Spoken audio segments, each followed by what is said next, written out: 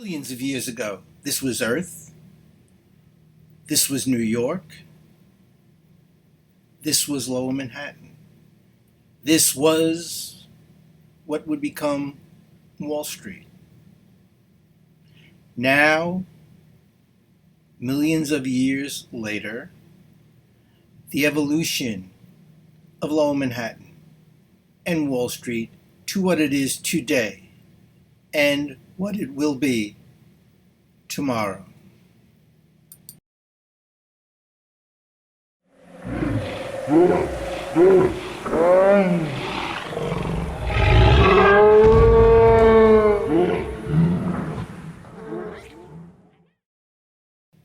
A few decades after the Europeans, the Dutch arrived and settled Lower Manhattan.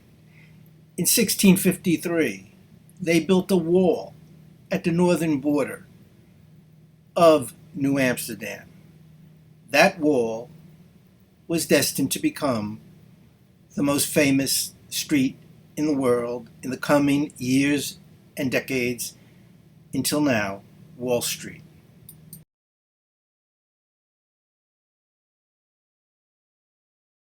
As the sun sets over New York Harbor and New York City's past, now, after COVID-19, we are all in the process of building a new New York City, a new Lower Manhattan for the future into the 21st century.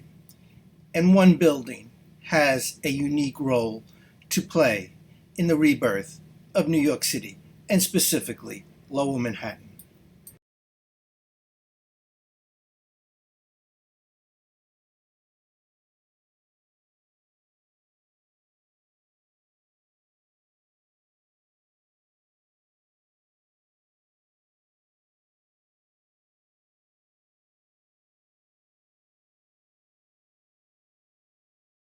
In a story in the New York Times on January 14, 1930, for the dedication of the cornerstone for the building that stands today, the Times reported only 3 buildings have stood at the site of One Wall Street during the last 300 years. The very first building ever to stand here, and with the address One Wall Street, was a stone farmhouse built shortly after the erection of the wall from which the street derives its name. The second was erected in the early part of the 19th century, and the third was the 18-story building referred to as the Chimney Corner, erected in 1906, which, together with 3 adjoining buildings, was torn down recently to make room for the Irving Trust new home in the midst of the Depression. It opened in 1931.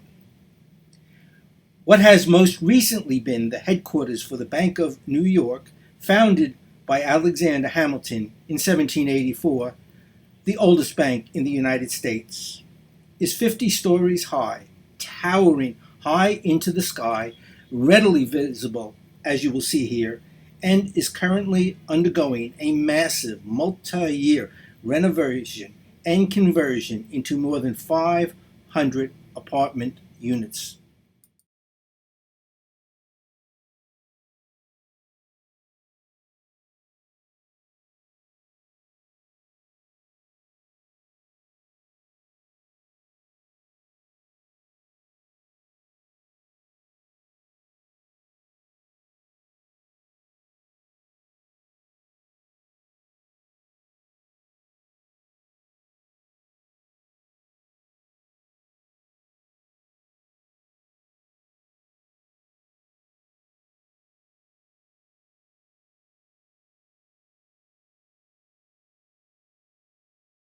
So what makes One Wall Street uniquely important for Lower Manhattan and its post-COVID-19 future?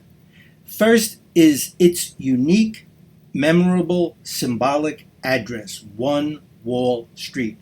I argue there is no other address which carries as much prestige as One Wall Street.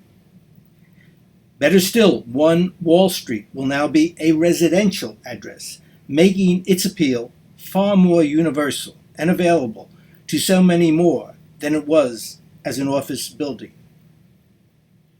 And the address and building, One Wall Street, stands at the world-famous intersection of Wall Street and Broadway, also defines its very central location at the epicenter of legendary Lower Manhattan, the first capital of the United States, where George Washington became president on Wall Street on April 30th, 1789, across the street from One Wall Street at Federal Hall, where Congress first met, where Alexander Hamilton became the first Secretary of the Treasury and lived on Wall Street, close to One Wall Street, and Federal Hall, where the Bill of Rights became part of the United States Constitution. One Wall Street embodies the past, present, and future better than any other building in all of New York City.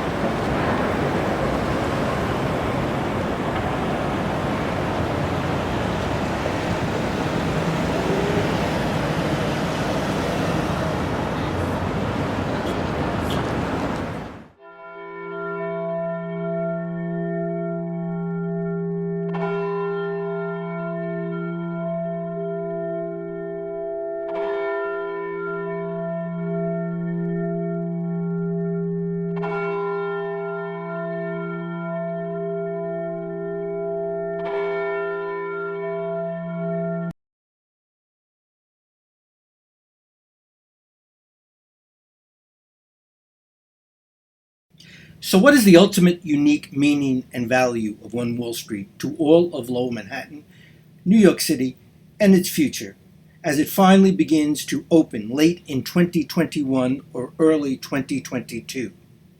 It is this: every city, every community, if it is to reach its potential in our post-COVID-19 world, needs a defining symbol that clearly informs both the local and global audience why a place is so very special. The reason One Wall Street can be and will be, if it is well presented to the world, as more than simply a new residential tower, is that for decades now, in Lower Manhattan, New York City, and across the nation and the world, what had been solely business districts with only 9 to 5 weekday meaning have increasingly become more dynamic communities in which more and more of us both live and work and play.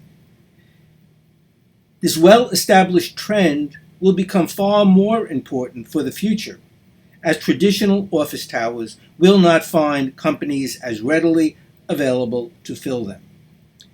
Business districts, specifically Lower Manhattan, must imaginatively broaden its appeal as far more than just places for workers to congregate, and for those who do work for them, find far more stimulation throughout the surrounding community. That appeal will be both real but also symbolic. One Wall Street is very well situated, both physically and symbolically, to characterize the Lower Manhattan of the future, combining the past, present, and future in a very notable package like no other building in Lower Manhattan, for all the reasons I have presented here, and as you visually see here. The only question: do the building owners understand all this, and will they act upon it? Or will they present One Wall Street as just another luxury residential tower competing against others in Midtown with very similar marketing and advertising? Or do they understand and appreciate the power and meaning of symbolism as applied to One Wall Street and the wherewithal to utilize it? How much and how well they begin to more widely present One Wall Street in the coming months will tell the story. We will all soon find out.